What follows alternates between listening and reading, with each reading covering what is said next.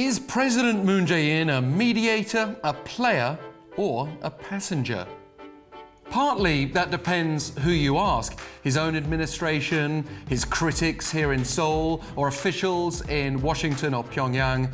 Whatever you want to call it, Moon's role remains crucial though in shaping what happens next between the US and North Korea. I'm Alex Jensen for Korea Now. Back in May 2017, before he'd even been elected as South Korea's president, Moon Jae-in was dubbed the negotiator by Time magazine.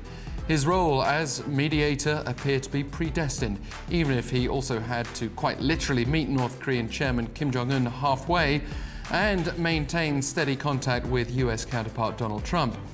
But now, since the failure of the second U.S. North Korea summit, the North's Vice Foreign Minister Choi Son-hee has suggested Moon is not a mediator, but rather a player, the implication being that he is playing for the US side. Ironically, it's the opposite of what his critics at home and in the US think, so it might seem like President Moon can't win.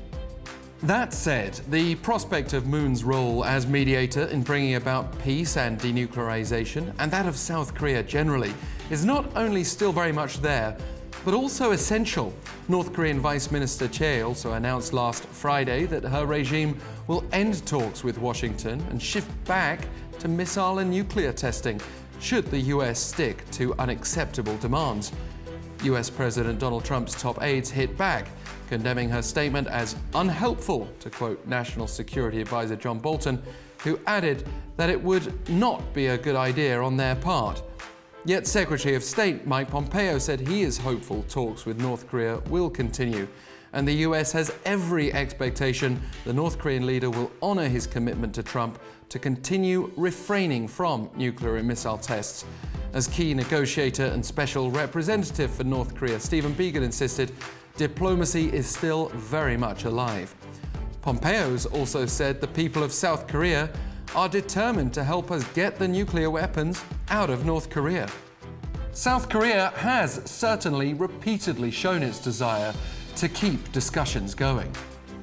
Both sides have moved forward too much to return to the past, according to a high-ranking official from Seoul's presidential office last weekend, speaking to reporters anonymously.